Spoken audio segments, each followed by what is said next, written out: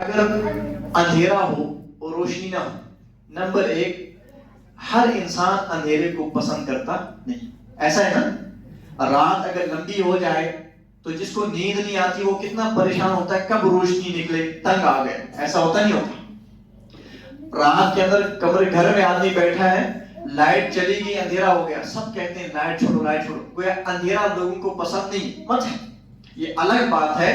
اندھیرا بھی اللہ تعالیٰ کی نعمتوں میں سے نعمت ہے۔ اگر اندھیرا نہ ہوتا تو سکون سے نیند بھی نہ آتی، لوگ اپنے کام بھی نہ روکتے، شور شرابہ ہوتا۔ اللہ نے دھوپ بنائی ہے، روشنی بنائی ہے، اندھیرا جو بھی اللہ نے بنایا ہے اس میں خیر ہے اور یہ اللہ نے بہتر کیا ہے، لیکن اندھیرا ہی اندھیرا ہو تو کام نظام چلنے والا توجہ ہے۔ میں نے کہا تھا نا توجہ ضروری ہے، دائیں بائیں دیکھنا شروع ہو گیا نا ساتھی، میری طرف توجہ رکھو، میں آپ میں سے ہر ایک سے بات کر رہا ہوں۔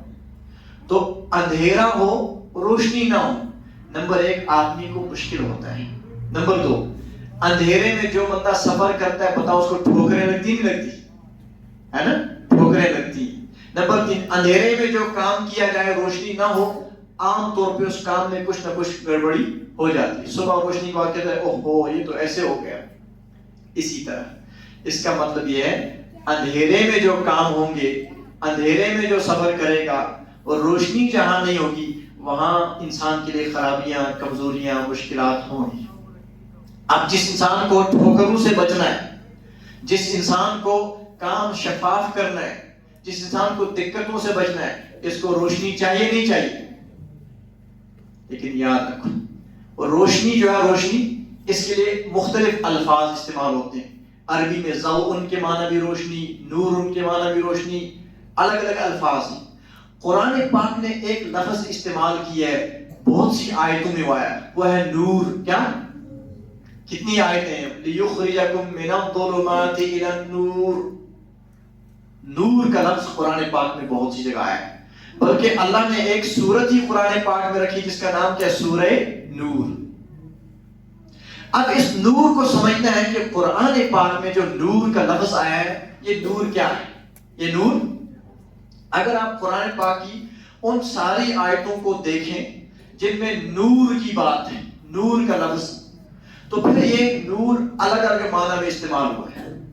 اس نور کا ایک معنی روشنی، نور کا ایک معنی یہ والی لائٹ، روشنی، کیونکہ اللہ نے سورج کا کہا وَجَعَلْنَا الشَّمْسَ عَلَيْكُمْ سِرَاجًا وَجَعَلْنَا الْقَمَرَ نُورًا، تو سورج چاند کی لائٹ کو اللہ نے نور کا لفظ بولا، اس کا مطلب نور کا ایک معنی ہو گیا یہ لائٹ جو ہم بھی جانتے ہیں۔ سمجھ آئی بات؟ نور کا ایک معنی قرآن پاک میں استعمال ہوا ہے، اس کا معنی ہدایت۔ کیا معنی؟ ہدایت۔ نور کا ایک معنی قرآن پاک میں استعمال ہوا ہے جتنی بھی گمراہی ہے، فتنے، فتنوں سے آزادی، فتنوں سے آزادی۔ نور کا ایک معنی قرآن پاک میں ہے صحیح سمجھ۔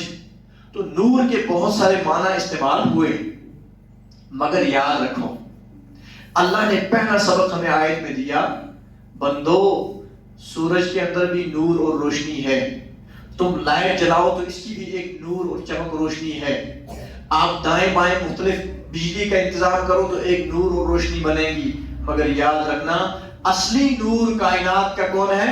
اللہ نور السماوات والارض، زمین و آسمان میں اصلی نور کس کا ہے؟ اللہ کی ذات کا۔ کیسے اصلی نور اللہ کا ہے؟ سورج کے اندر جو نور اور چمک ہے، سورج کے اندر یہ چمک کس نے بنائی؟ بتائیے، اللہ نے۔ تو اصلی نور پھر کس کا ہے؟ اللہ کا۔ لائٹ کے اندر، چاند کے اندر جو چمک اور روشنی ہے، چاند کو کس نے بنایا؟ اللہ نے۔ اس کے اندر چمک کس نے رکھی؟ اللہ نے۔ تو اصلی چمک اور نور کس کے اندر ہے؟ اللہ کے اندر۔ اگر کسی کے اندر صحیح سمجھ، صحیح علم ہے، اچھائی ہے، یہ اچھائی بھی ایک قسم کا نور ہے، مگر اس انسان کو بنایا کس نے؟ اللہ نے۔ اس کے اندر اچھائی کی توفیق کس نے رکھی؟ اللہ نے۔ اس کے اندر سے کمزوریاں ختم کس نے کی؟ اللہ نے۔ تو پھر اصل میں اصل نور کس کا ہے؟ اللہ کا ہے۔ اسی کو قرآن پاک نے فرمایا اللہ نور السماوات والارض، اللہ زمین و آسمان کا نور ہے۔ کیا معنی؟ ایک تو یہ کہ کائنات میں جتنا بھی آپ کو کوئی چمک، کوئی روشنی نظر آتی ہے، وہ روشنی خود بخود نہیں ہے، وہ کس کی وجہ سے ہے؟ اللہ کی وجہ سے۔ نمبر دو، اللہ کی ذات سے ہی ہدایت کا نور آتا ہے۔ کس کا نور آتا ہے؟ اب میں دوسری بات آپ کو سمجھاؤں۔ جس طرح میں نے کہا تھا اگر اندھیرا ہی اندھیرا ہو، اب کسی کو کھیت میں جانا ہے، کسی کو دکان پہ جانا ہے، کسی کو جنگل میں جانا ہے، ہر ایک کو پریشانی ہوگی نہیں ہوگی؟ گویا جتنے بھی لوگ دنیا میں کوئی کام کر رہے ہیں، ہر انسان کو اپنا کام صحیح کرنے کے لیے ایک چیز چاہیے، وہ کیا ہے؟ روشنی۔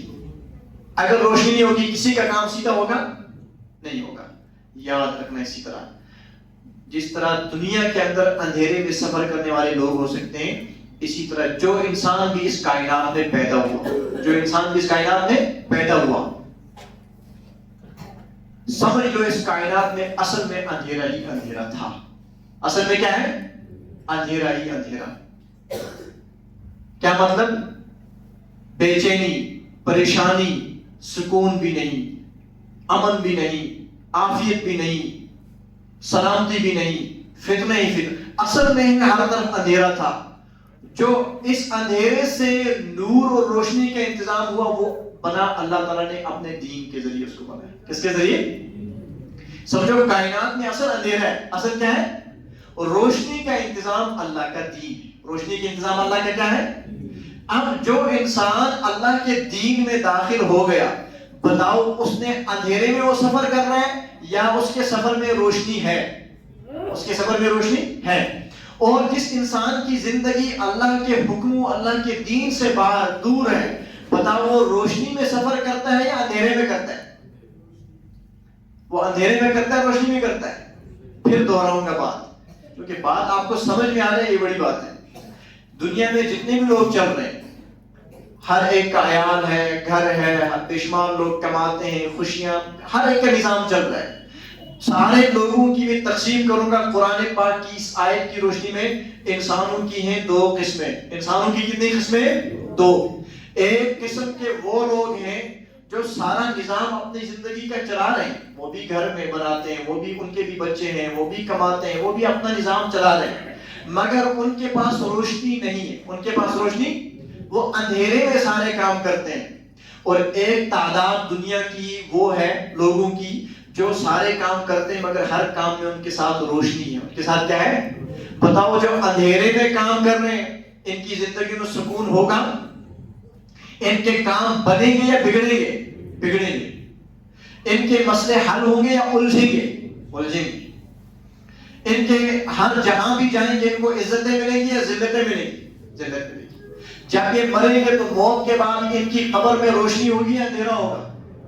گویا جنہوں نے زندگی ساری اندھیرے میں گزاری ہے، تو جس کی زندگی اندھیرے میں گزری اس کی قبر میں بھی اندھیرا ہوگا، اس کی آخرت میں بھی اندھیرا ہوگا، اور ان لوگوں کا آخری کا ٹھکانہ کیا ہے؟ جہنم ہے۔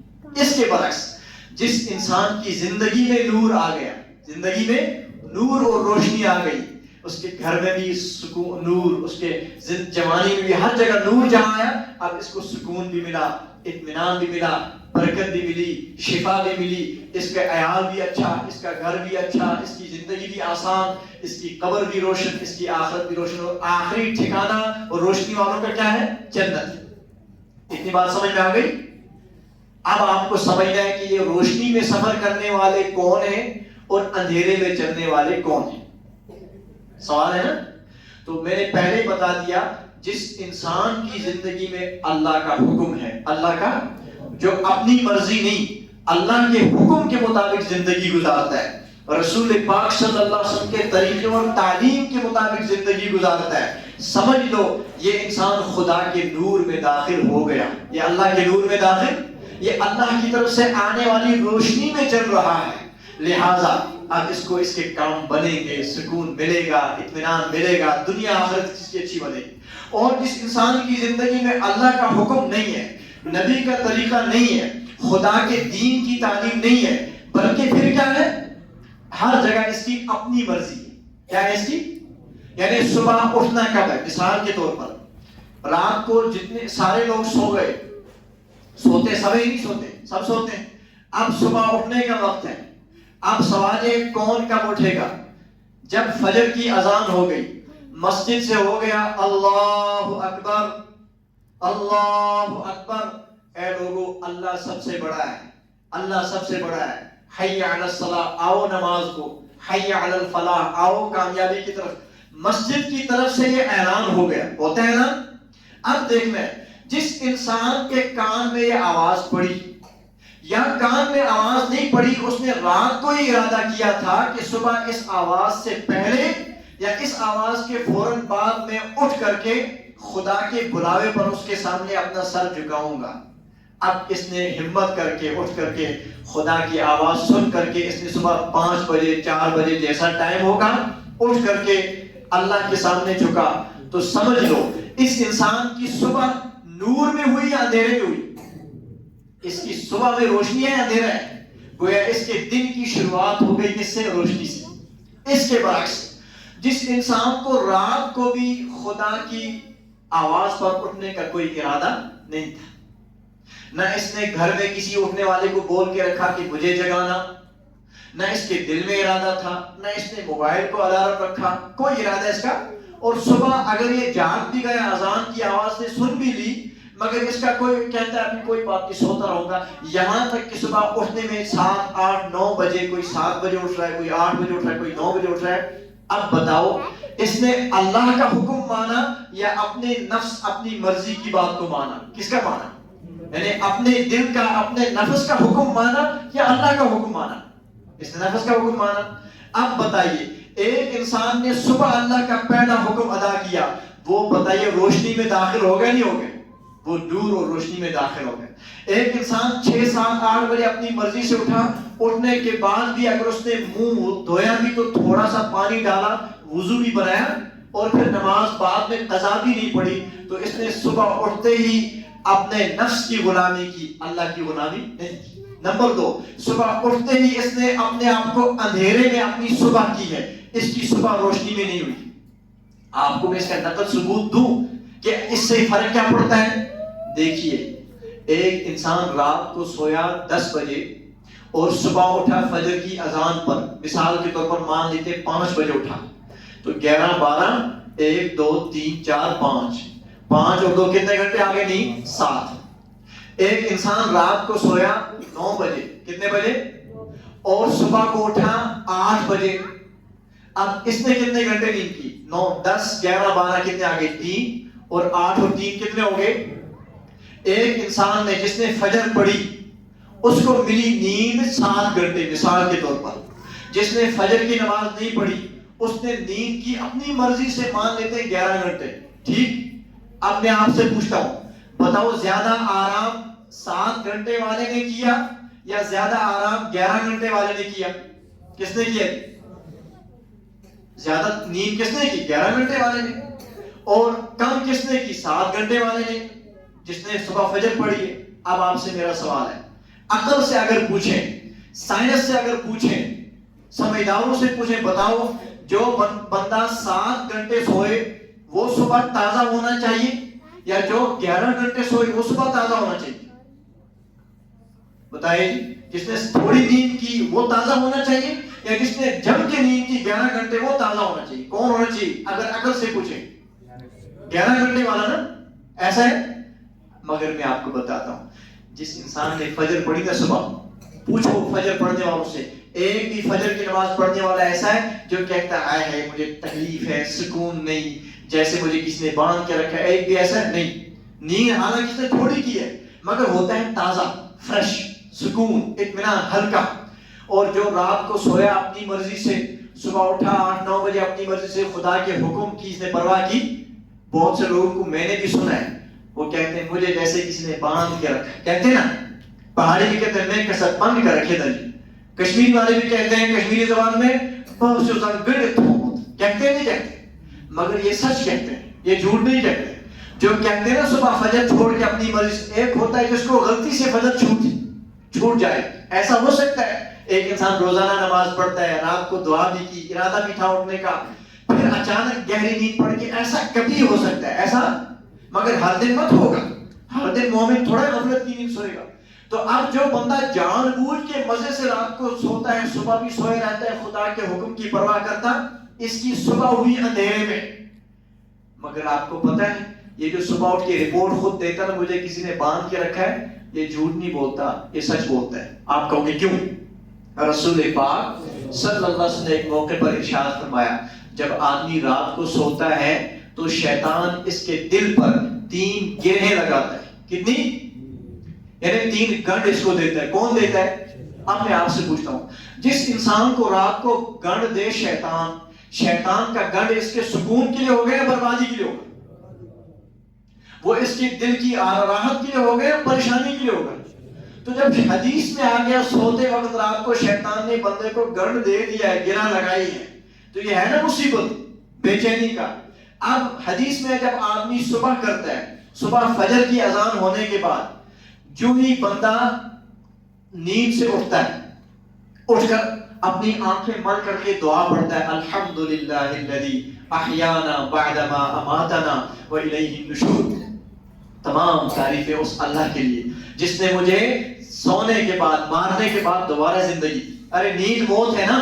کتنے لوگ ایسے ہیں جو رات کو سوتے ہیں، صبح اٹھنا نصیب نہیں ہوتا اس لیے. اور کتنے لوگوں نے جو رات کو ٹکیاں کھاتے ہیں، دوائیاں گولیاں لیتے ہیں، مگر ان کو وقت پہ نیند آتی.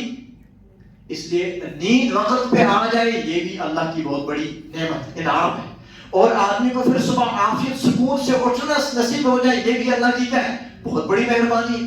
تو اللہ کے نبی نے خدا کا شکر سکھایا، بندے تو سویا تھا، یہ تیرا کمال نہیں ہے، اللہ کی مہربانی ہے جس نے تجھے نیند عطا فرمائی. اب بندے تو عافیت سے اٹھا ہے، تیرا کمال نہیں، خدا کی تعریف کر، شکر ادا کر جس نے تجھے آرام سے سلایا لہذا اور اٹھایا. تو ایک تو اللہ کا شکر ادا کرنا ہے. حدیث پاک میں رات کو شیطان نے کتنے گرہ لگائی تھی؟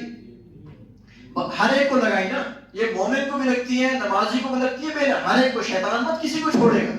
مگر صبح جب آدمی اٹھ کر دعا پڑھتا ہے، اگر کسی کو عربی میں دعا یاد نہ ہو، وہ پہاڑی میں، کشمیری میں، اپنی زبان میں خدا کا شکر ادا کر دے، اے اللہ تیرا شکر ہے تو نے مجھے آرام کی نیند سلایا اور آرام سکھایا. تو تب بھی اس کی ایک گرہ کھل جائے گی. سمجھ آئی بات؟ پھر جب آدمی وضو کرتا ہے، حدیث پاک میں وضو کرنے کے بعد شیطان کا وہ لگایا ہوا گنڈ اور گرہ وہ دوسرا والا بھی کھل جاتا ہے. کتنے کھل گئے؟ 2. اب کتنے رہ گئے؟ 1. جب یہ اٹھ کر کے فجر کی نماز اپنے وقت پہ پڑھتا ہے تو رات کو شیطان نے جو 3 گرہ لگائے تھے، تینوں گنڈ اور گرہ کیا ہو گئی؟ کھل گئی. اب شیطان کے گنڈ سے آزاد ہو گئے نا. تبھی مومن کو، خدا کا حکم پورا کرنے والے کو 2 گھنٹہ نیند ملے یا 3 گھنٹہ ملے یا 7 گھنٹہ ملے، جب یہ صبح اٹھ کے اللہ کا حکم ادا کرتا ہے تو شیطان کے گروہوں سے اپنے آپ کو چھڑا دیا لہذا تازہ ہوتا ہے. کیا ہوتا ہے؟ اور جو رات کو سویا اپنی مرضی سے، اس سوتے وقت بھی اللہ کے حکم کی پرواہ نہیں کی، صبح اٹھا بھی اپنی مرضی سے اللہ کے حکم اور نماز کی پرواہ. بتاؤ شیطان نے جو رات کو 3 گنڈ اس کو لگائے تھے گرہ، وہ تینوں موجود ہیں یا کھل گئی؟ اب اگر دن میں اس نے کوئی نماز نہیں پڑھی تو سب وہی موجود ہے نا. اگلے دن پھر سویا تو شیطان اگلے دن پھر مت چھوڑے گا. اور کتنے لگائے گا؟ 3. جس کو روزانہ شیطان اپنی رسیوں میں باندھ رہا ہے، اس کو کھولنے کی توفیق. اب اگر یہ کہتا ہے جناب کیا کروں، بس ادھر گڑت تھومت کمرس چھم دود زو چنیانا ہلکا نہیں ہوتا ہوں گوبر رس، یہ سب سچ بول رہا ہے نا. اس لیے کہ شیطان نے اس کو باندھا ہے. اور جب اس نے اپنے آپ کو اسی میں چھوڑا غفلت میں، ادھر سے اپنی مرضی کے مطابق جی رہا ہے. بتاؤ اس کی صبح اندھیرے میں ہوئی یا روشنی ہوئی؟ ایک تو صبح بھی ہوئی اندھیرے میں. رات کو بھی شیطان نے ایک گرہ گنڈ لگایا تھا. پھر آگے چلو، اب دن میں آدمی اٹھا، اب کام پہ جاتے ہیں نا، رزق کمانا ہے. اللہ نے انسان کے ساتھ لفظ رکھا ہے نا، خدا کی مخلوقات بے شمار ہیں. فرشتہ اللہ کی ایک مخلوق ہے، فرشتوں کو کھانے پینے کی کوئی مجبوری نہیں، مگر انسان اللہ نے ایسی مخلوق بنائی، اس کو اللہ نے نفس رکھا ہے. کھانے کی بھی ضرورت ہے، پینے کی بھی ضرورت ہے، مگر کھائے گا پیے گا تب جب کھانا کمائے گا، حاصل کرے گا. ہے جی، آسمان سے مت اترے گا، زمین سے خود بخود اس کے گھر مت پہنچے گا. گویا اللہ نے رزق دینے والا کون ہے؟ اللہ ہے، مگر خدا نے اس کی کچھ ذمہ داری کس پر چھوڑی ہے؟ بندے پر. اب بندہ نکلے گا اور اللہ نے حکم دیا، بندے فجر تو پڑھ لی تو نے، روشنی میں تو نے صبح کی ہے، اب تو نکلے گا کمانے. یاد رکھ، کمائے گا کہاں سے؟ فرمایا کلوا من طیبات ما رزقناکم، میرے بندو جو بھی میں نے حلال رزق تمہیں عطا کیا راستے کھولے، جاؤ حاصل کرو. اب کوئی حلال ملازمت کی طرف گیا، کوئی حلال مزدوری کی طرف گیا، کوئی زمینداری کی طرف گیا، کوئی دکانداری کی طرف گیا، کوئی تجارت کی طرف گیا. یہ سارے حلال راستے، سارے کیا ہیں؟ کچھ ایک راستے اس میں ملازمتوں کے کہیں کہیں کچھ حرام ہے، ورنہ اکثر راستے کیا ہیں؟ حلال. اور یاد رکھنا یہ بات بھی، اس دنیا میں زیادہ حلال ہے، حرام تھوڑا ہے. مطلب یعنی حلال کے راستے اللہ نے زیادہ رکھے، حرام اور پابندیوں والے راستے تھوڑے. پھر دوہراؤں گا میں کیا کہنا چاہ رہا ہوں. اللہ کے دین اور اسلام نے جو حلال اور حرام کا قانون بنایا نا، اس میں حلال والا ایریا بہت زیادہ ہے، آسانی حلال زیادہ ہے، حرام کی جو پابندیاں وہ تھوڑی ہیں.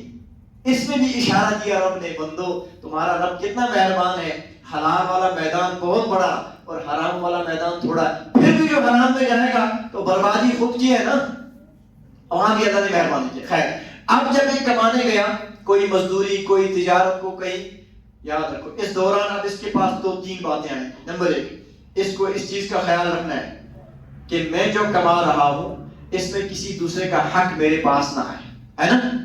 اگر یہ گھاس کاٹ رہا ہے تو یہ اگر نور والا ہے، اگر کس والا ہے، نور میں چلنے والا ہے، تو یہ کوشش کرے گا میری درندی یوں درو یہ غلطی سے بھی دوسرے کے گھاس کو کاٹے نہ، خیال رکھے گا. اگر یہ زمیندار ہے اور کھیتوں والا ہے، دانی شانی کا سیزن چل رہا ہے، پانی آب انوار کا موقع ہے، تو جو حلال اور نور میں چلنے والا ہے یہ کوشش کرے گا غلطی سے بھی دوسرے کی باری کا پانی میرے کھیت میں نہ آئے. کرے گا، فکر نہیں کرے گا. اسی طرح اگر یہ کسی کا مزدوری کرتا ہے تو مزدور جو کماتا ہے اس کا رزق حلال ہے، اس کو یہ احساس رہے گا میں چاہے 500 روپیہ لیتا ہوں دن کا یا 600 روپیہ لیتا ہوں، ایک غلطی کھانے کا ٹائم، پینے کا ٹائم، استنجا کا، نماز کا وقت تو میرا حق ہے نا. آخر مزدور کو کچھ کھانا بھی تو ہے، پینا بھی ہے. اور اسی طرح نماز کا وقت ہوگا تو چاہے ٹھیکیدار اس کو نماز کی اجازت دے یا نہ دے وہ وقت اس کو ملے گا. مگر اس میں نماز میں کیا کرنا ہے، جتنی ایک رکعتیں ضروری ہیں، سنت اور فرض نہیں. اگر یہ نفل پڑھنا لگائے گا، میں 20 رکعت تراویح نفل پڑھتا ہوں، اس کا مطلب یہ نماز کے بہانے سے دوسرے کا حق ماننا چاہ رہا ہے، اس کی اجازت. تو اس کے علاوہ جو وقت ہوگا اس میں انسان ہے، ایک انسان تھوڑا ہی 2 گھنٹہ لگاتار دیر چلائے گا، 2 منٹ 1 منٹ بیچ میں اس کو آرام بھی تو چاہیے. انسان ہے، جیسی بھی مشین تھوڑی ہے، بٹن دبائے تو چلتا رہے گا. لیکن اب جب یہ مزدوری کر رہا ہے تو اس کی اگر یہ نور والا ہے، اگر یہ خدا کے نور میں چلنے والا ہے، روشنی میں چلنے والا ہے، تو یہ کیا کرے گا، یہ جو ضروری وقت ہے اس کے کام کا اس میں تو کوئی کوتاہی نہیں کرے گا. یہ نہیں ایسا دیکھے گا، دیکھو ٹھیکیدار مالک آیا ہے وہ اشفا کا، اور اگر ساتھی نے کہا صاحب کو پھر آپ گھر اور بہ کر آرام پاتا وچھوس، خدا نہ خواستہ اگر اس نے یہ کہا اس کا مطلب اس کا رزق نور والا مت رہا، اس کے رزق میں کیا آ گیا، اندھیرا آ گیا، ملاوٹ آ گئی. لیکن اگر اس کے برعکس اس انسان نے کہا مجھے جس کے میں کام کرنے آیا ہوں، توجہ ہے، جس کا کام کرنے میں آیا ہوں وہ مجھے دیکھے یا نہ دیکھے اللہ مجھے دیکھ رہا ہے، اللہ مجھے دیکھ رہا ہے. بس جس کے دل میں یہ ہوگا، لہٰذا اب اس نے جو مزدوری کی ہے اس کا ایک ایک آنا کیا ہوگا، حلال ہوگا. اس نے جو ڈیوٹی دی ہے، یہ ماسٹر ہے، یہ کوئی بھی دفتر کا ملازم ہے، اس کو پتہ ہے میں گورنمنٹ کا ملازم ہوں، مجھے اتنی تنخواہ گورنمنٹ دیتی ہے، مجھے رشوت دینے کی ضرورت، اگر مجھے فائل پہ دستخط کرنا ہے، یہ دستخط کرنا میری ڈیوٹی ہے، اس کا مجھے گورنمنٹ تنخواہ دے رہی ہے، لہٰذا اس کے کام کو، اس کے فائل کو، اس کے سائن کو میں روکوں کیوں؟ جناب پگا ایزے، روز ایزے، آج اس میں یہ خرابی، وہ بہانہ کیا ہے، 2-3-5 چکر کٹواؤں گا، جب تنگ آئے گا کہ والد رٹ ساس بسن مکلے، جب اس کی جیب سے 1000 نکالوں گا رشوت، آج یہ چھوڑے گا. اگر یہ ایسا کرے گا اس کا مطلب یہ نور والا نہیں ہے. لیکن اگر اس کے دل میں یہ ہے کہ نہ، میں چاہے دفتر میں ہوں، میں نیابت میں بیٹھا ہوں، میں سکول میں بیٹھا ہوں، میں پٹواری ہوں، جو بھی میں ملازم ہوں، جو میری ڈیوٹی ہے اس کی مجھے گورنمنٹ تنخواہ دے رہی ہے. الگ سے میں چائے کے نام پر، چائے ویان کیسا، اس کے نام پر میں 1000 روپے 2000 روپے دینا میرے لیے جائز، لہٰذا میں اپنا کام کر رہا ہوں. کوئی جو بھی آئے یہ جنرل دیکھے گا، چیک کرے گا، اگر اس کو لگے گا کام ٹھیک ہے تو یہ کیا کرے گا، یہ سائن کر لے گا، اگر لگے گا غلط ہے تو یہ پیسے دے کر بھی نہیں کرے گا. ٹھیک ہے، یہ دیانتداری. اب اس کا رزق کیا ہو گیا، نور والا یا اندھیرے والا؟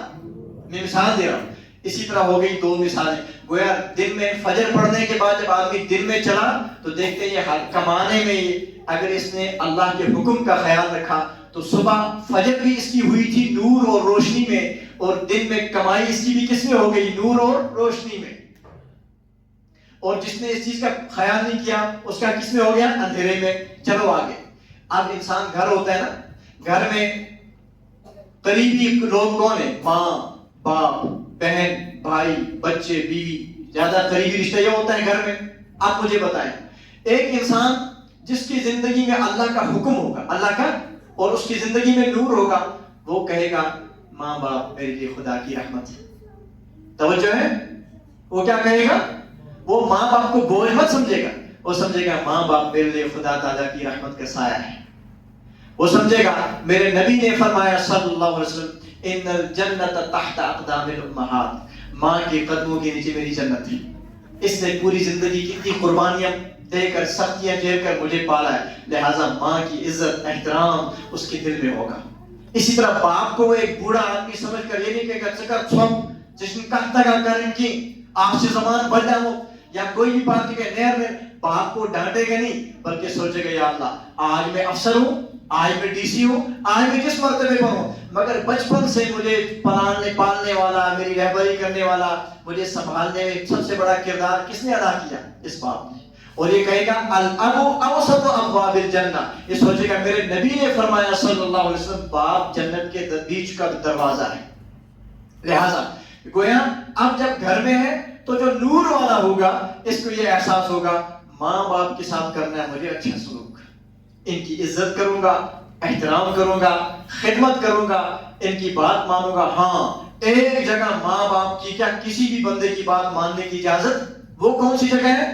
فرمایا اگر ماں باپ یا استاد یا بھائی یا گاؤں کا سرپنچ یا کوئی بھی بندہ اگر آپ کو وہ کام کرنے کو کہے جو اللہ کے دین میں جائز نہیں، وہاں ماں باپ، سرپنچ صاحب، گاؤں کے بڑے، کوئی بھی استاد ہو، اس کو بظاہر بے عزت تو نہیں کریں گے، ادب سے پیش آئیں گے، مگر اس کی بات مانیں گے، کہیں گے.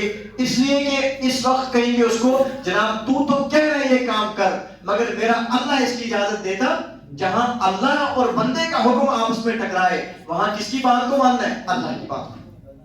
سمجھ آ رہی بات؟ تو میں کہہ رہا تھا اب جس نے ماں باپ کو احترام دیا، ان کو راحت پہنچائی، اس کا بتاؤ اس کے گھر میں نور ہے یا اندھیرا ہے؟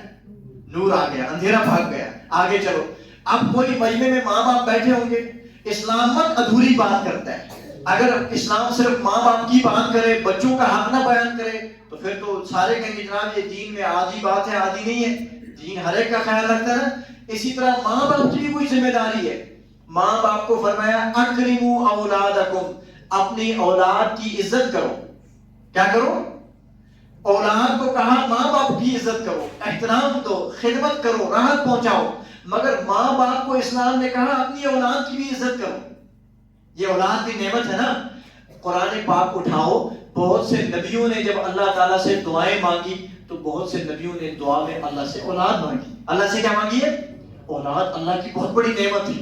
یہ اس نعمت کا پوچھو ان بوڑھے ماں باپ کو جن کی اولاد ہے بڑھاپے میں، کانگڑی، گرمی کا انتظام، دوائی، اس وقت پتہ چلتا ہے کہ اولاد کتنی بڑی نعمت ہے. نمبر 1. اور پھر آدمی مر جائے گا، حدیث پاک میں مرتے وقت آدمی کی ساری نیکیاں کلوز ہو جاتی ہیں. کیا ہو جاتی ہیں؟ میں نے کیا بتایا؟ جب آدمی مرتا ہے، جب تک زندہ ہے تب تک نیکی کر سکتا ہے نا، تب تک نیکیوں کا اکاؤنٹ اس کا کھلا ہے. جو ہی مر گیا فوراً انقطع عنہ عملہ، اس کے عمل کی ڈائری بند ہو گئی. اب کوئی نیکی کر سکتا ہے؟ سبحان اللہ پڑھ سکتا ہے؟ کچھ نہیں. مگر آپ کو پتہ ہے میرے اور آپ کے نبی صلی اللہ علیہ وسلم نے فرمایا جب آدمی مرتا ہے نیکیوں کی ڈائری کلوز ہو جاتی ہے، لیکن کچھ نیکیاں تب بھی مرنے کے بعد بھی اس کو جاری رہتی ہے. سبحان اللہ. جس انسان کو مرنے کے بعد بھی نیکیوں کا اکاؤنٹ چلتا رہے کتنا خوش نصیب ہے. وہ کون سی نیکی ہے؟ حدیث فرمایا ولد صالح یدعو له، ان میں سے ایک ہے اچھی اور نیک اولاد. اچھی اور، اس کا مطلب اگر ماں باپ اولاد کو اللہ کی نعمت سمجھیں گے، ان کو خدا کی پہچان کرائیں گے، ان کو نیکی کا راستہ دکھائیں گے، گناہوں کی نفرت دلائیں گے، اللہ سے جوڑیں گے، قرآن سے جوڑیں گے، مسجد سے جوڑیں گے، دین سے جوڑیں گے. اب یہ ماں باپ اگر قبر میں بھی ہوں گے، ادھر پیچھے بیٹا نماز کو جاتا ہوگا نہیں جاتا ہوگا؟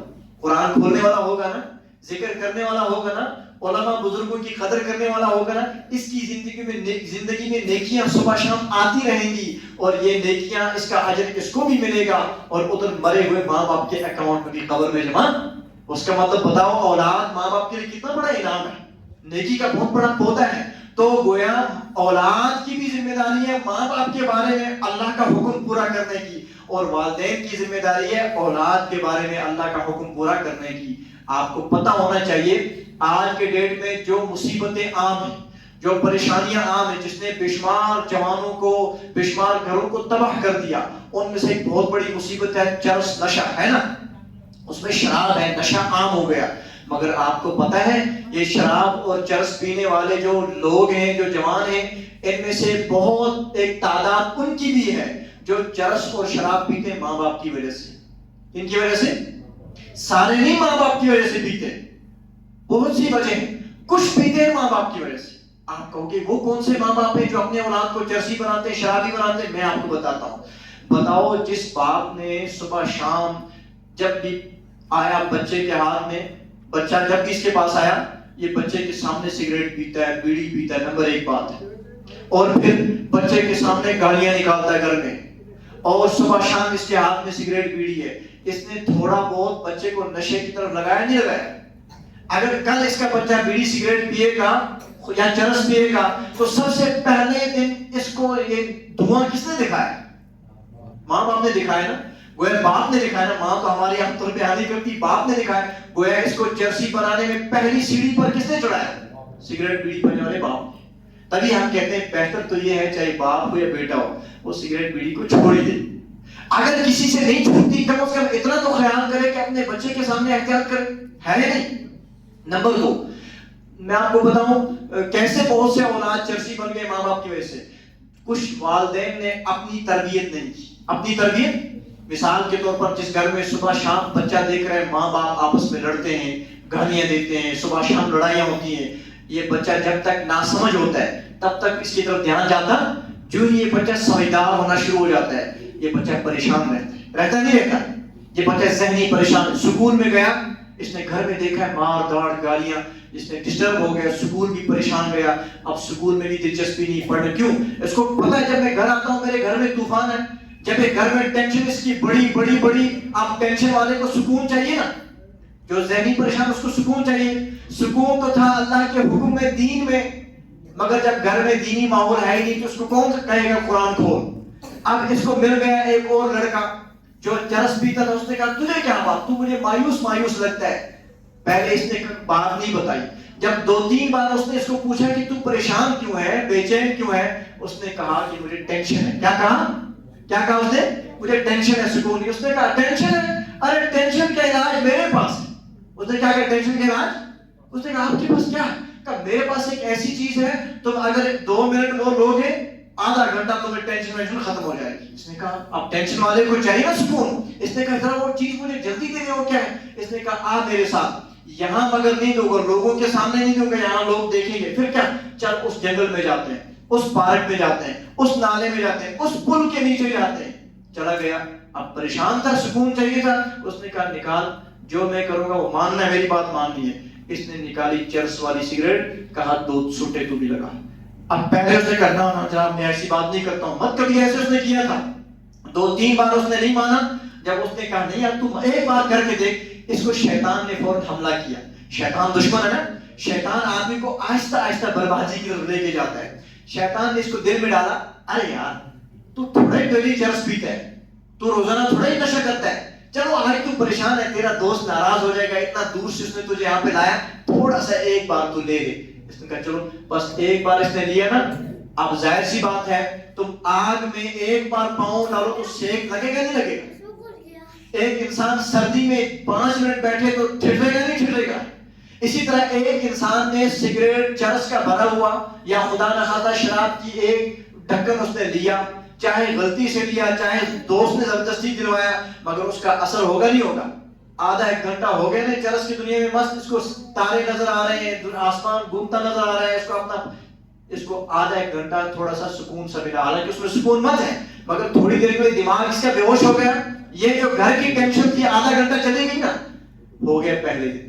جب دوسرے دن پھر گھر آیا، گھر میں پھر دیکھا جھگڑا ماں باپ کا یا خدا نخواستہ جن کا بھی ہے، جھگڑا پریشانی دیکھی اور ٹینشن ہوئی۔ اب اس کو شیطان نے پہلے دن تو دوست نے لایا تھا زبردستی، اگلے دن شیطان خود ڈالے گا، دیکھ کل جب تو پریشان تھا تو دوست نے تجھے کچھ تھوڑا سا ریلیکس کیا تھا، آج دوست نے جا چپکے سے خود تھوڑا سا کر لے پھر توبہ کر لینا. ایک بار دو بار ہوا نا, ایسے ایک بار دو بار تین بار کرتے کرتے یہاں تک کہ وہ نشے میں پھنس گیا. پھر وہ دن بھی آیا, اب پہلے تو گھر کی ٹینشن بھگانے کے لیے وہ نشہ کرتا تھا, اب وہ نشے کی مصیبت سے جان چھڑانے کے لیے نشہ کرتا ہے. پھر کبھی وہ انجیکشن کرتا ہے, کبھی بوٹ پالش کھاتا ہے. اللہ ہماری اولاد و نسلوں کی حفاظت کرے. میں آپ کو یہ بتانا چاہ رہا تھا, یہ نشے کی طرف جا کر جو جوان اپنی زندگی ضائع کرتا ہے, اپنا سکون برباد کرتا ہے, اپنے ماں باپ کا سکون برباد کرتا ہے, یہاں تک کہ پھر پوری بستی کو برباد کرتا ہے, اس کو اس اندھیرے کی طرف لوگ لے کر کون سی چیز گئی؟ وہ اندھیرا جس اندھیرے کو خدا نے روکا تھا کہ نور میں آ جا, نور میں مت آیا. کیوں؟ یا تو اس نے خود کوتاہی کی یا اس کے گھر میں کوتاہی تھی. الغرض نور چاہے اندھیرا اس کے گھر میں اس کی وجہ سے ہو تب بھی بربادی ہے, اس کے ماں باپ کی وجہ سے ہو تب بھی بربادی ہے. گویا اولاد کو فکر کرنی ہے کہ میں بھی اندھیرے میں نہ رہوں, میرے ماں باپ بھی اندھیرے میں نہ رہیں. ماں باپ کو فکر کرنی ہے ہم بھی اندھیرے میں نہ رہیں, ہماری اولاد بھی اندھیرے میں نہ رہے. اس کا راستہ کیا ہے؟ لہذا خود بھی اللہ کے حکم کے ساتھ جڑنا ہے, اولاد کو بھی اللہ کے حکم کے ساتھ جوڑنا ہے. خود بھی اللہ کے دین میں داخل ہونا ہے, اولاد کو بھی اللہ کے دین میں داخل کرنا ہے. ٹھیک اسی طرح چلیے, اب آدمی کو آس پاس میں پڑوسی ہیں, رشتہ دار ہیں, باقی صبح شام بے شمار لوگوں سے واسطہ پڑتا ہے. جو نور والا ہوگا, یہ بولنا تو زبان کس کے لیے دی اللہ پاک نے؟ زبان کا کام بولنا ہے, لیکن بولنے سے پہلے نور والا سوچے گا میں نے کیا بولنا ہے. یہ کہے گا ایسا بول نہیں بول سکتا جس سے میرا اللہ ناراض ہو, لہذا جھوٹ نہیں بولے گا, غیبت نہیں کرے گا, عیب نہیں بیان کرے گا, تانے نہیں دے گا, ایسی بات زبان سے نہیں نکالے گا جس سے کوئی فتنہ ہو, کسی کو تکلیف ہو, کسی کی ذلت ہو. یہ اپنی زبان پہ کنٹرول کرے گا. یہ کنٹرول اس کو کون سکھاتا ہے؟ اللہ. اور جس نے یہ کیا وہ ہے نور میں چل رہا ہے. کس میں چل رہا ہے؟ اللہ کے نور میں چل رہا ہے. اور جس انسان نے اس چیز کی پرواہ نہیں کی, جو زبان میں آیا, جو من میں آیا, جو دل نے چاہا وہ بولا, چاہے کوئی ناراض ہوتا ہے, کسی کو تکلیف ہوتی ہے, کسی کو برا, کس کی پرواہ, تو اس نے اللہ کے نور والے نظام کو مانا یا اپنے دل اور نفس کے اندھیرے والے نظام کو مانا, ہے نا نتیجہ. اب میں اپنی بات کو مختصر کرتا ہوں. اللہ پاک یہی فرماتے ہیں اللہ نور السماوات والارض. جس انسان کی زندگی میں نور والے اعمال ہیں, خدا کا نور یعنی دین ہے, سکون بھی ہے, اطمینان بھی ہے, برکتیں بھی ہیں, آسانیاں بھی ہیں. اور جس کی زندگی میں اللہ کا نور نہیں ہے, غفلت ہے, تو اس کے پاس کیا ہے؟ اندھیرا ہے, بے چینی ہے, بے اطمینانی ہے. اس لیے میرے بھائیوں, اب میں آیات مختصر آپ کو سناتا ہوں. اللہ پاک ہمیں یہی تعلیم دیتے ہیں کہ میرے بندوں سنو, مسجد کا بنیادی کام کیا ہے؟ آگے آئے تعلیم اللہ نور السماوات والارض. یہ سارا نور روشنی کہاں سے ملے گی؟ اللہ کی ذات سے. اس کا مطلب بندے کو اپنا آپ کس کے ساتھ جوڑنا ہے؟ اللہ کی ذات کے ساتھ جوڑنا ہے. کیسے جڑے گا اللہ کے ساتھ؟ نماز کے ذریعے اللہ کے ساتھ جڑے گا, قرآن پاک کی تلاوت کے ذریعے اللہ کے ساتھ جڑے گا, ماں باپ کی خدمت کے ذریعے اللہ کے ساتھ جڑے گا, اور ماں باپ اپنی اولاد کی خدمت کے ذریعے اللہ کے ساتھ جڑیں گے, پڑوسیوں کے ساتھ اچھا سلوک کر کے اللہ سے جڑے گا, رزق حلال کما کے اللہ سے جڑے گا, زبان کی حفاظت کر کے اللہ سے جڑے گا. الغرض جتنے بھی اللہ نے کرنے کے کام بتائے ہیں کہ بندہ وہ کرے گا تو یہ کس کے ساتھ جڑ جائے گا؟ اللہ کی ذات کے ساتھ جڑے گا. اور جو اللہ سے نے جن کاموں کو کرنے کا حکم دیا اور جن چیزوں سے منع کیا, اگر بندہ اس کی پرواہ نہ کرے تو یہ اللہ سے کٹ جائے گا اور شیطان کے ساتھ جڑ جائے گا. نتیجہ بربادی کے بغیر کوئی چارہ کار. آگے چل کے دیکھتے ہیں. میں آیت مختصر پیش کرتا ہوں. اللہ فرماتے ہیں نور علی نور یہدی اللہ لنورہ من یشاء. اللہ جس کو چاہتے ہیں اپنے اس نور میں سے ہدایت عطا فرماتے ہیں. کون عطا فرماتا ہے؟ اللہ. کس کو؟ جس کو اللہ چاہے گا. مگر یہاں یاد رکھنا, قرآن پاک نے یہ تو کہا کہ یہ نور اور ہدایت جس کو اللہ چاہتا ہے اسی کو ملتا ہے. یہاں شیطان آ کے دھوکہ دیتے بہت سے لوگوں کو. وہ کیا کہتے ہیں؟ ہدایت اللہ کے ہاتھ میں. کیا کہتے ہیں؟ ہدایت اللہ تعالیٰ سے atmaz. یہ صدیق پات میل بیت تم یہ میں دیسی لہذا نون کیا قصور. بہت سے لوگ کہتے ہیں نا, آپ کسی کو کہو جناب نماز کو آ جاؤ, وہ کہتا ہے ہدایت اللہ تعالیٰ سے atmaz. یہ صدیق پات پر بیت نماز کہتے نہیں کہتے. کسی کو کہو ماں باپ کا احترام کرو, وہ کہتا ہے ہدایت اللہ تعالیٰ سے صدیق پات کر بیت. گویا کیا یہ بات صحیح ہے یا غلط؟ سوال. ہم کہتے ہیں بات تو یہ بندہ صحیح کہہ رہا ہے مگر غرض اس کی صحیح, بات صحیح ہے مگر منشا اس کا صحیح. ہدایت کون دیتا ہے؟ اللہ. یہ بات صحیح ہے. یہ کس میں ہے؟ قرآن پاک میں. مگر جو بندہ یہ کہتا ہے نا ہدایت اللہ کے ہاتھ میں لہذا میں کچھ نہیں کروں گا، یہ دراصل اس بات کو خدا کی طرف بہانے کے طور پر پیش کرتا ہے کہ میرا کوئی قصور. جب آپ قرآن پاک کی طرف دیکھیں گے تو قرآن پاک میں دونوں باتیں موجود ہیں. اس بہانے کا علاج قرآن نے خود کیا ہے. ہدایت اللہ دیتا ہے، یہ بات کس میں ہے؟ قرآن پاک میں. مگر اللہ ہدایت کس کو دیتا ہے؟ یہ بھی قرآن پاک میں ہے. وہ کیا ہے؟ فرمایا یہدی الیہ من اناب، میں ہدایت اس کو دیتا ہوں جو ہدایت کی طلب اور چاہت پیدا کرے. ہدایت کی طلب اور چاہت. اب ایک انسان کھانا نہیں کھانا چاہ رہا، خود کھانا اس کے منہ میں آئے گا؟ حالانکہ کھلانے والا کون ہے؟ اللہ. اس کا مطلب کھلانے والا تو اللہ ہے، مگر آپ کو اور مجھے اگر کھانا چاہیے تو پلیٹ میں ہاتھ داخل کرنا پڑے گا. ایسا ہی ایک انسان کو کپڑے چاہیے، کپڑے کا انتظام، کپڑا دنیا میں پیدا کرنے والا کون ہے؟ اللہ. مگر بتاؤ سردی سے کیسے بچے گا؟ جب یہ کپڑا جہاں پہ ہے وہاں تک پہنچے گا، طلب پیدا کرے گا، کوشش کرے گا، اب اس کو کپڑا ملے گا. یا دکان سے سوٹ اٹھ کے خود بخود اس کے گھر پہنچ جائے. ایسا ہوتا ہے؟ توجہ ہے جی؟ اسی طرح ہدایت کس کے ہاتھ میں؟ مگر اللہ پاک کس کو ہدایت دیتے ہیں؟ جو ہدایت چاہے گا. جو ہدایت. اب چاہت کیسے پیدا ہوگی؟ یہ بھی سوال ہے نا. پھر میں دہراتا ہوں، ہدایت دیتا ہے اللہ. نمبر 2 کس کو دیتا ہے؟ جو ہدایت کی طلب اور چاہت پیدا کرے. مگر اب سوال ہے کب ہم فیصلہ کریں گے کہ اس بندے کے اندر ہدایت کی طلب ہے واقعی؟ کب ہم کہیں گے نہ اس کے اندر ہدایت کی طلب نہیں؟ یہ فیصلہ کیسے ہوگا؟ یہ فیصلہ ہوگا جو انسان ہدایت کے راستوں پر اپنے آپ کو لگائے گا، ہدایت کا جو بھی راستہ ہے اس کے قریب کرے گا خود کو، ہم مانیں گے واقعی اس کے اندر ہدایت کی طلب ہے. جو ہدایت کے راستے کے قریب اپنے آپ کو لانے کے لیے تیار، ہم اس بات کو ہرگز نہیں مان سکتے کہ جناب مجھے بھی طلب ہے، چاہت ہے. یہ بات اس کا اعتبار مثال کے طور پر یہاں چاول عام طور پہ ہمارے یہاں کس سے ملتے ہیں؟ اسٹور سے ملتے ہیں نا. ایسا ہے؟ بتاؤ ایک انسان کہتا ہے تم مجھے ضرورت ہے، 5-6 دیوانہ ساتھ میں کہتا ہے مجھے بڑی ضرورت ہے، چاول کی تلاش ہے، میں بے قرار ہوں. یہ کب ہوئی؟ اب سوال یہ، اسٹور کھل گیا، اعلان بھی ہو گیا یس تمن ضرورت سنین تمن. اب بتاؤ جس نے اعلان سنا، جس نے اعلان، اس کے بعد یہ اسٹور پہ گیا، وہ ایک ماننے کے واقعی اس نے ضرورت، اب مانے گا اس کو طلب تھی. ایک انسان کو گھر میں چاول کی ضرورت ہے اور کہتا کہ مجھے چاول کی طلب ہے، خواہش ہے، کچھ تم برے میں نے، مگر اسٹور کھلا ہے، اعلان بھی ہو گیا، اس نے سن بھی لیا، یہ اسٹور تک آیا. بتاؤ آپ مانو گے کہ کسی ضرورت؟ سب کہیں گے اب کچھ ہو رہا ضرورت ہے، اسی طرح نا. اسی طرح ہدایت اللہ کے ہاتھ میں ہے، اللہ ہی ہدایت دیتا ہے. کس کو دیتا ہے؟ جس کے اندر ہدایت کی چاہت اور طلب ہوگی. مگر سوال یہ ہے کہ کب کس کے اندر طلب ہے، کس کے اندر نہیں. اس کا فیصلہ کب ہوگا؟ جو ہدایت ملنے کی جگہ پر آئے گا، بار بار آئے گا، ہم کہیں گے واقعی اس کے اندر چاہت ہے اور اللہ اس کو ہدایت دے بھی دے گا. جو ہدایت کی جگہوں پر نہیں آئے گا، اس کے اندر طلب. اب سوال ہے وہ ہدایت کا سٹور کون سا ہے؟ ہدایت کا بہت بڑا سٹور یہ ہے جس میں آپ اور میں داخل اللہ کے گھر ہے نا. مسجد ہدایت کا مرکز ہے جس کا تعلق مسجد کے ساتھ ہے. روزانہ 5 وقت نماز کو آتا ہے، مسجد میں مشورہ ہوتا ہے اس میں شریک ہوتا ہے، مسجد میں حدیث پاک کی تعلیم ہوتی ہے اس میں بیٹھتا ہے، مسجد میں کسی عالم کا درس قرآن ہوتا ہے اس میں بیٹھتا ہے، مسجد میں کوئی دینی مجلس ہوتی ہے اس میں بیٹھتا ہے. گویا اس کے اندر ہدایت کی طلب ہے، یہ آ گیا. جس طرح سٹور پہ چاول کی بوری لیے بغیر بندہ واپس نہیں نکلتا، یہ بندہ بھی اس مجلس کے اندر ہدایت کے نور کے بغیر واپس جائے گا.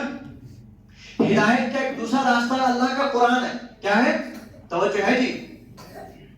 شاید توجہ نہیں.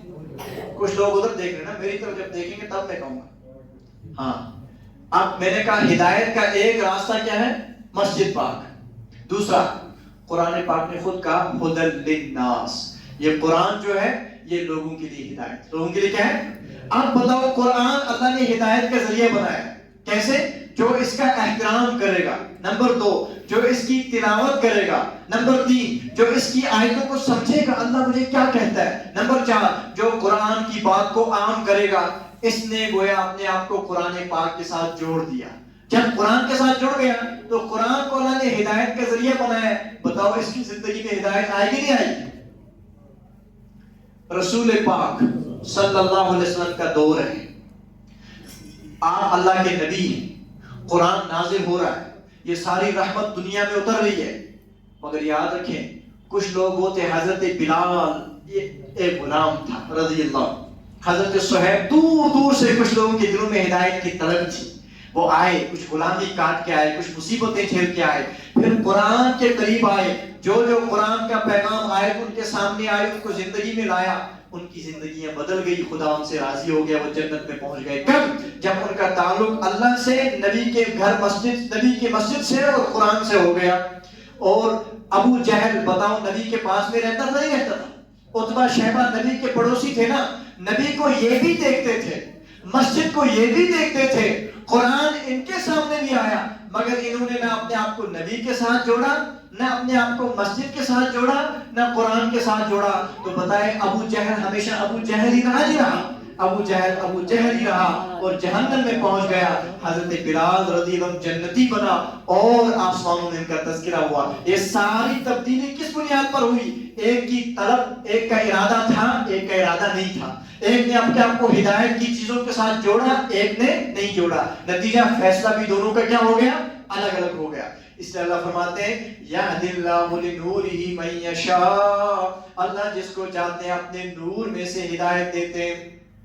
وَيَضْرِبُ اللَّهُ الْأَمْثَالَ لِلنَّاسِ، اللہ لوگوں کے لیے مثالیں بیان کرتے ہیں۔ وَاللَّهُ بِكُلِّ شَيْءٍ عَلِيمٌ، اور اللہ ہر چیز کو جانتے ہیں۔ کچھ لوگ کیا کرتے ہیں؟ وہ اللہ کو ٹھگنے کی کوشش کرتے ہیں، الیاذ باللہ۔ جیسے ہم اپنے دوست کو، استاد کو، کسی کو بہانہ کرتے ہیں نا، اندر سے ارادہ مت ہوتا ہے مگر منہ سے اوپر سے کہہ دیتے ہیں۔ کچھ لوگ کبھی چالاک بن کے کس کو؟ اللہ کو بھی دھوکہ دینے کی کوشش کرتے ہیں، مگر اللہ نے پہلے ہی چور پکڑ لیا۔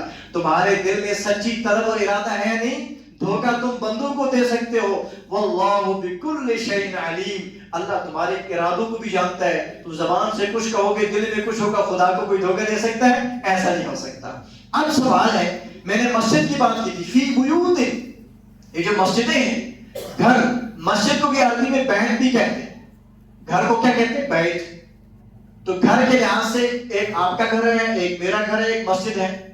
بظاہر دیکھیں تو یہاں پر بھی وہی لائٹیں، وہی سیمنٹ، وہی لائٹ، وہی میٹنگ جو گھروں میں ہے، فرق ہے نہیں۔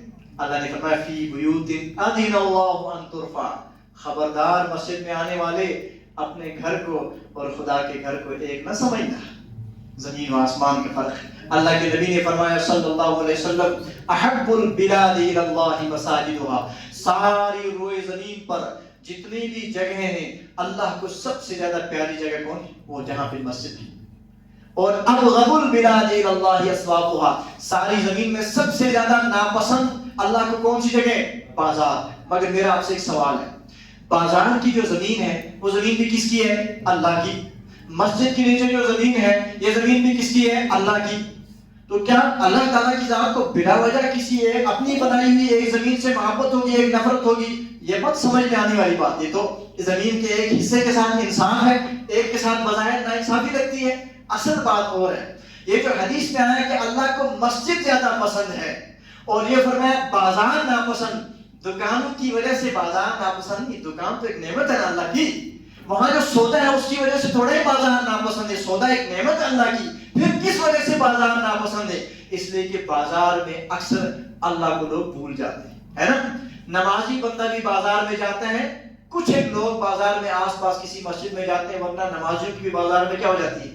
نمازیں چھوٹ جاتی ہیں نا، کیونکہ بازار ایسی جگہ بن جاتی ہے بے حیائی کی وجہ سے کہ لوگ جو بازار میں آتے ہیں اکثر اللہ سے غافل ہو جاتے ہیں، خدا کو اپنی ذات سے دوری پسند، لہذا جہاں دوری ہو گئی وہ جگہ بھی اللہ کو پسند نہیں ہے۔ اور مسجد وہ جگہ ہے جو یہاں جو بھی آئے وہ کس کے ساتھ جڑتا ہے؟ اللہ کی ذات کے ساتھ جڑتا ہے، لہذا اللہ کو اس وجہ سے مسجدیں کیا ہے؟ پسند ہے۔ سمجھ میں آ گئی بات؟ بس مختصر کرتا ہوں تیسری بات، جب مسجد اللہ کا گھر ہے تو بتائیں آپ کے اور میرے گھر میں کوئی گند ڈالے، کوئی اس کا ادب نہ کرے، کوئی میٹنگ کے ساتھ چھیڑے، کوئی تو ہمیں برا لگتا نہیں لگتا؟ اب جو اللہ کے گھر میں آ کے خدا کے گھر کا ادب احترام نہ کرے، اللہ کو کیسا لگے گا؟ برا لگے گا۔ اس لیے حدیث پاک میں روایات میں ہے مسجد کا ادب اور احترام بہت ضروری ہے۔ کچھ ایک آداب بتاؤ۔ تبھی حکم دیا سب سے پہلے خدا کے گھر میں داخل ہونے سے پہلے دیکھو آپ کا غسل اور وضو ہے یا نہیں. بے غسل آدمی مسجد میں نہ آئے, بے وضو آدمی بھی مسجد میں نہ آئے, اچھی بات ہے. لہٰذا پہلے کیا کرے, باوضو ہو کے اللہ کے گھر میں داخل ہو جاؤ. پھر دوسری بات سکھائی, آپ اپنے گھر میں آتے ہو ایسے ہی داخل ہو جاتے ہو, دعا کبھی بھول بھی جاتے ہو, مگر گھر میں بھی دعا کرو. لیکن خدا کے گھر میں آؤ گے, تمہیں کیا پتا اللہ کے گھر میں کیسے رہنا. لہٰذا نبی نے دعا سکھائی, اللہم افتح لی ابواب رحمتک, اے اللہ میں تیرے گھر میں آیا ہوں, تو اپنی رحمت کے دروازے میرے لیے کھول دے. دعا کر کے خدا کے گھر میں داخل ہو جاؤ. پھر حدیث پاک میں کیا فرمایا, سنت کیا ہے مسجد میں داخل ہونے والا. نمبر 1 سنت, اپنا کون سا پاؤں داخل کرے گا. مسجد میں داخل ہو تو دایاں پاؤں, مسجد سے باہر نکلے تو بایاں پاؤں. یہ مسجد کی ایک سنت. مسجد میں داخل ہوتے دوسری سنت کیا ہے, رسول پاک علیہ السلام بسم اللہ پڑھنا. کیا پڑھنا, دیکھو مسجد میں داخل ہو پہلے دایاں پاؤں ڈالا, نمبر 1 بات. ساتھ میں بسم اللہ الرحمن الرحیم پڑھ لیا, یا اتنا ہی پڑھا بسم اللہ, اللہ کا نام ہے. نمبر 3, پھر اس کے بعد درود پڑھے. کیا پڑھے, الصلاۃ والسلام علی رسول اللہ, یا اللہم صلی علی سیدنا محمد وعلی آل سیدنا محمد واصحاب سیدنا محمد وبارک وسلم علیہ. الغرض کیسے بھی پڑھے گا, ایک دایاں پاؤں مسجد میں داخل کرے, یہ اللہ کے گھر کا ادب ہے. نمبر 2 بسم اللہ پڑھے, یہ دوسرا ادب ہے, دوسری سنت ہے. نمبر 3 نبی پر کیا پڑھے, درود. نبی پر کیا پڑھے, سوال ہے نبی پر یہاں درود کیوں پڑھے. اگر نبی نہ ہوتے تو مسجدیں آپ کو نہ ملتی, اگر نبی نہ آتے تو ہمیں کیا پتا تھا اللہ کون ہے. ہمیں اللہ سے کس نے جوڑا, نبی نے. ہمیں قرآن کس نے پہنچایا, نبی نے. ہمیں ادب کس نے سکھایا, نبی نے. ماں باپ کا بڑا مقام ہے, یہ کس نے سکھایا, نبی نے. محبت کس نے سکھائی, نبی نے. ہمدردی کس نے سکھائی, نبی نے. عزت کس نے سکھائی, نبی نے. یہ ساری رحمتیں دنیا میں رسول اللہ صلی اللہ علیہ وسلم کی برکت سے دنیا کو ملی ہے. اس لیے قرآن کہتا ہے, اسلام کہتا ہے, جہاں بھی اللہ کا نام وہاں نبی کا نام, جہاں خدا کی تعریفیں ہوں گی وہاں نبی کی تعریفیں. مسجد میں داخل ہونا پہلے بسم اللہ کر کے اللہ کا نام لیا, ساتھ میں درود پڑھ کے نبی کا نام. جہاں اللہ اور نبی کا نام آتا ہے وہاں برکتیں اور سکون ہوتی. اس کو کسی شاعر نے کہا, ہر نمازی کی ہے التحیات میں آپ کا تذکرہ, بعد ذکر خدا. ہر مؤذن کی میں نے اذان میں سنا, ایک اللہ کا نام, ایک نام آپ کا صلی اللہ علیہ وسلم. کلمہ دیکھو, کلمے میں اللہ کے ساتھ نبی کا نام. قرآن پاک پڑھو, اللہ کے ساتھ نبی کا نام. اذان دیکھو, اللہ کے ساتھ نبی کا نام. نماز دیکھو, اللہ کے ساتھ نبی کا نام. تب تک وہ نماز مکمل نہیں جس نماز میں آخر میں التحیات کے بعد آپ جب اللہ کی تعریفیں کر کے فارغ ہو, خدا کے نبی کا تذکرہ اور درود نہ ہو, ہے نا. اس لیے جہاں بھی اللہ کا نام وہاں نبی کا نام. لہٰذا اب خدا کا وہ ہے جو نبی کا ہے, اور نبی کا وہ ہے جو اللہ کا. اس کا مطلب خدا کا حکم بھی ضروری اور نبی کی سنت بھی ضروری. اس لیے مسجد میں آئے گا تو تیسری چیز درود پاک پڑھے, اور چوتھی چیز مسجد میں بیٹھنا بھی عبادت. مسجد میں بیٹھنا بھی کیا ہے, اس لیے نیت کرے گا اعتکاف کی. کس کی نیت کرے گا, عربی میں کسی کو یاد تو بڑی بات ہے, نوائت سنت الاعتکاف. اعتکاف کی قسمیں ہوتی ہیں, ایک رمضان میں ہم اعتکاف کرتے ہیں, وہ بھی سنت ہے. ایک ہے جب بھی مسجد میں آدمی داخل ہو یہ نیت کرے, اے اللہ جتنی دیر میں مسجد پاک میں اعتکاف میں بیٹھا, بس آپ اعتکاف میں بیٹھا مسجد میں 5 منٹ 10 منٹ اس کو اعتکاف کا اجر ملے گا. سمجھ میں آ گئی بات. نمبر 5, مسجد میں آدمی کوشش کرے, آداب میں سے یہ ہے, آپ کو نماز پڑھنی ہے کچھ بھی, سب سے پہلی صف کون سی ہے, یہ والی. بہت سے لوگوں کی عادت ہوتی ہے کچھ چوتھی 5ویں صف میں آ کر صف لگا کے بیٹھ گئے. اب آنے والے کی مجبوری ہے, یا تو اس کو پیچھے ہی بیٹھنا ہے, تو پیچھے بیٹھنے کی وجہ سے سارا آگے کھلا ایریا ہے, پیچھے صفیں لگ رہی ہیں, آنے والوں کو دقت. یا اس کو آگے بڑھنا ہے, پھر اس کی مجبوری ہے میرے اور آپ کے کندھے کے اوپر سے گزرنا ہے, سر کے اوپر سے گزرنا ہے, یہ اچھی چیز. اس لیے آداب اسلام نے سکھائے. مسجد میں آئے آدمی تو سب سے کوشش کرے پہلی صف میں آگے جگہ جہاں خالی وہاں بیٹھے, تاکہ آنے والوں کو بھی سہولت ہو اور کسی قسم کی بدنظمی. یہاں تک کہ اسلام نے اس کے بڑے آداب یہاں تک بیان کیے, اگر صف میں 2-3 صفیں تھی, سب مسئلہ یاد رکھنا, صف بچھی ہے, ایک صف بھی فل ہے, دوسری بھی فل ہے, ایک انسان 1 گھنٹہ پہلے آ کے پہلی صف میں بیٹھا تھا, دوسری صف میں بیٹھا تھا, اور اس کو اچانک وضو بنانے کے لیے دوبارہ باہر جانا پڑا. اگر اس نے وہاں رومال وغیرہ کچھ اپنا رکھ کے گیا ہو، چونکہ پہلے آیا نا، پہلے مسجد میں آنے کی اتنی اسلام اس کو شاباش کرتا ہے، اگر یہ اٹھ کے باہر گیا اور اپنی جگہ کچھ رومال گھڑی وڑی کچھ نشان رکھا ہے، تو بعد میں آنے والے کے لیے اچھی بات نہیں ہے اس کی جگہ بیٹھنا، اس کی جگہ اسی کی رہے گی. کیوں؟ سوال ہے مسجد تو اللہ کی ہے نا، اس کو کیوں کہا گیا کہ نا وہی بیٹھے گا؟ اسلام نے اس کو شاباش دی، عزت دی، اور اس کو گویا اس کو ایک قسم کا سپورٹ دیا کہ چونکہ آپ نے پہلے آ کر پہلی صفوں کو آباد کیا ہے، اس وجہ سے آپ کو یہ مقام دیا جاتا ہے کہ بعد میں جو آئے گا اس کو آپ کی جگہ تب بیٹھنے کی اجازت نہیں اگر آپ نے رومال وغیرہ کچھ نشان رکھا ہے. لیکن اگر آدمی اٹھ کے چلا گیا کوئی علامت بھی، تو بعد والے کو کیا پتا یہاں کوئی تھا، وہ آ کے بیٹھ گئے تو کوئی حرج ہے. اسی طرح مسجد میں شور شرابہ نہ. رسول پاک صلی اللہ علیہ وسلم نے فرمایا قیامت کی علامات میں سے ایک علامت یہ ہے ان یتباہ الناس فی المسجد، مسجدوں میں لوگ شور شرابہ کریں گے، لڑنا جھگڑنا. اس لیے مسجد میں جب آدمی آئے تو مسجد میں اللہ کے علاوہ، دین کے علاوہ فضول گفتگو کسی قسم کی آدمی کی نہیں ہونی چاہیے. نمبر 5، بہت سی گاؤں میں مسجدوں میں ایک مسئلہ پیش آتا ہے کہ گھروں کے مسئلے لوگ کس میں آتے ہیں؟ مسجد میں. اگر کھیت پہ دو بندوں کو ناراضگی ہو گئی، فیصلہ کہاں کر رہا ہے؟ مسجد میں. اسی طرح گھر میں کوئی مسئلہ ہے مسجد میں. خدا کے بندوں، مسجد کس کی ملکیت ہے؟ یہ صرف اللہ کا گھر ہے نا، یہاں یہ کسی کی ملکیت مت ہے. بلکہ مسئلہ یاد رکھنا، جب تک مسجد کے نیچے جو زمین ہے، جب تک یہ میری تھی، آپ کی تھی، ہم نے مسجد کو نہیں دی تھی، میں اور آپ یہ کہہ سکتے تھے میری زمین، ہماری زمین. جس انسان نے مسجد کے نیچے جو زمین وقف کر کے مسجد کے نام پر دے دی، اب اس کے لیے اگر بعد میں کہے گا جناب یہ میری زمین ہے، کیا کہے گا؟ یہ میری زمین. اس کے لیے جملہ بولنا ہی گناہ ہے. یہ جملہ بولنا کیا ہے؟ کیوں؟ جب تک آپ نے وقف نہیں کی تھی خدا کے نام پر مسجد کے لیے، تب تک آپ کہہ سکتے تھے میری زمین ہے.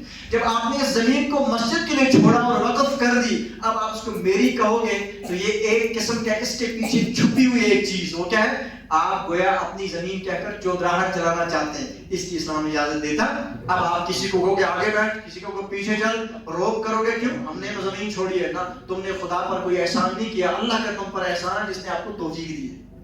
سمجھ میں آ گئی بات؟ تو مسجد کے آداب میں سے ایک چیز ہے کہ آدمی کیا کرے، مسجد کے اندر شور شرابہ نہ ہو. نمبر 6، مسجد میں ایک مسئلہ پیش آتا ہے، بڑے تو آتے ہی نماز کو، بعض اوقات بچے بھی آتے ہیں.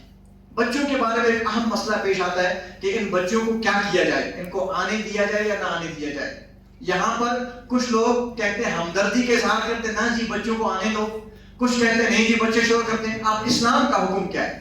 اسلام کہتا ہے بچوں کی ہیں 2 قسمیں. کتنی؟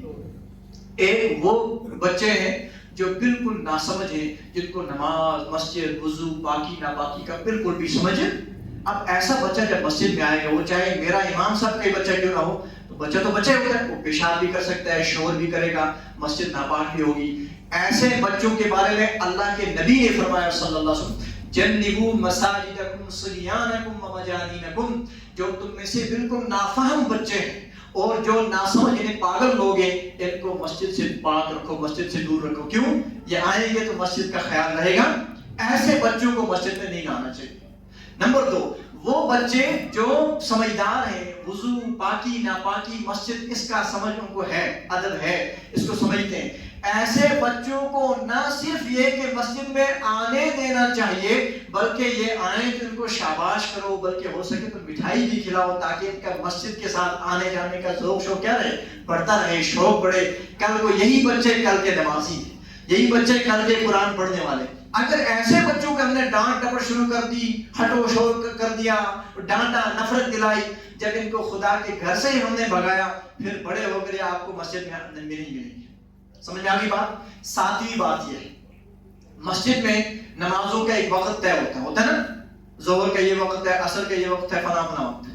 یہ جو وقت ہم نے بورڈ کیوں لگایا؟ بورڈ لگانے کا مقصد یہ ہے کہ اس ٹائم پہ کیا ہو گئی؟ جماعت ہے نا. اور جماعت کب ہوگی؟ جب امام بھی ہوگا اور مقتدی بھی ہوں گے. آخری بات ہے، توجہ ہے، جماعت تبھی ہوگی نا جب کوئی نماز امامت کرنے والا بھی ہو، مقتدی بھی ہو. اس کا مطلب اس وقت کے لحاظ سے جو بورڈ پہ لگا رہتا ہے، چاہے فجر ہو ظہر ہو، امام کو بھی حاضر رہنے کی کوشش کرنی ہے اور مقتدی کو بھی حاضر رہنے کی کوشش کرنی ہے. مگر میرا آپ سے سوال ہے، یہاں فی الحال امام صاحب نہیں ہیں، آپ اتنے سارے مقتدی یہاں موجود ہو. مقتدی حضرات انصاف سے بولنا، ہفتے میں 15 دن میں 10 دن میں کبھی ایسا ہوتا ہے کہ آپ میں سے کسی کے 5 منٹ لیٹ ہوتے نہیں ہوتے؟ مقتدیوں سے پوچھتا ہوں، ایسا ہوتا ہے کہ کبھی ہفتے میں 10 دن میں ایک بار مقتدی صاحب کو نیند پڑ گئی؟ ایسا ہوتا ہے؟ ایسا ہوتا ہے کہ کبھی نماز تھی 5 بجے اور مقتدی صاحب آیا 5:05 پر؟ ایسا ہوتا ہے؟ جب مقتدی صاحب سے ایسا ہو سکتا ہے، آپ کو کہوں گا اگر میں مقتدی کو کہوں کیوں کیا ایسا، وہ کہے گا جناب کوشش کر رہا تھا، لیٹ ہو گیا، انسان بس، یہ کہے گا نا۔ تو یہ جو سامنے نماز پڑھانے والا امام ہے یہ بھی انسان ہے، فرشتہ ہے، انسان۔ اگر 15 دن میں ایک بار مقتدی کی جماعت چھوٹ سکتی ہے، نیند پڑ سکتی ہے، 10-15-20 دن میں ایک بار امام کو بھی ایسا ہو سکتا ہے نا۔ اگر مقتدی کو کبھی 2 منٹ جلدی کرتے کرتے بھی لیٹ ہو گیا تو نماز پڑھانے والے امام سب بھی 2-3 منٹ ہو سکتا ہے نا۔ لہٰذا اب حل کیا مسئلے کا؟ مسئلے کا حل یہ نہیں کہ تم لیٹ کرتے ہو، بدتمیزی آدمی کرے، الجھے، نہ جی امام صاحب ٹائم پہ نہیں آتا، یہ اچھی چیزیں، امام کا بڑا مقام ادب احترام ہے۔ پہلے تو امام ہو یا مقتدی، اسلام دونوں کو کہتا ہے وقت کے دونوں پابند رہو، ہے نا، سارے اپنی فکر سے پہنچو۔ لیکن کبھی ایسا ہوگا کہ مقتدی کو بھی لیٹ ہو جائے گا اور کبھی ایسا ہوگا کہ امام کو بھی لیٹ ہو جائے گا۔ مقتدی کو کبھی 2-4 منٹ لیٹ ہو جائے تو امام صاحب کو چاہیے وہ نرمی سے بات کرے، وہ اس کو بلا وجہ ڈانٹے، اور اگر امام صاحب کو کبھی 2-3 منٹ لیٹ ہو جائے تو مقتدی کو چاہیے کہ وہ بھی امام صاحب کا کیا کرے؟ احترام کرے۔ جب مقتدی اور امام دونوں ایک دوسرے کو ادب احترام سے لے کے چلیں گے تو مسجد کا ماحول اچھا برقرار رہے گا۔ جب ایک دوسرے کے پیچھے پڑ گئے تو مسجد کا نظام صحیح چلنے والا۔ آخری بات بس یاد رکھو، یہ ساری مسجد آپ نے بنائی، پیسہ بھی خرچ ہوا، وقت بھی لگا، سارا کچھ ہوا، اللہ اس کو قبول فرمائے، مگر یاد رکھیں خدا کی بارگاہ میں اس بندے کی مسجد تعمیر کرنا، اس میں لگنا قبول ہے، اور وہ آخرت میں جیتنے والا ہے جس کا مسجد کی آبادی میں، مسجد کو آباد رکھنے میں حصہ ہے۔ ایک انسان نے کہا جناب لکھو 50,000، کیا کہا؟ مسجد بن رہی تھی، کہا جناب لوہا میں دیتا ہوں، کسی نے کہا لاکھ لکھو، مگر یہ لاکھ دینے والا بندہ لاکھ دینے کے بعد کبھی مسجد میں نظر آیا؟ تو کیا اللہ تعالیٰ کی ذات کو یہ لاکھ روپے دے کر خرید گیا؟ میں نے لاکھ روپے دے دیا، جنت میں حصہ میرا بن گیا، مجھے نمازوں کی ضرورت نہ۔ اس طرح خدا کو کوئی ٹھگا سکتا؟ اس لیے ایک بات یاد رکھیں، جس کسی نے پیسہ دیا، جس نے جتنا دیا، ہر ایک اپنی وسعت گنجائش کے اعتبار سے دیتا ہے، مگر مسجدوں کی اصل آبادی ہے نمازوں سے مسجد کو آباد رکھنا، دینی محنت سے آباد رکھنا۔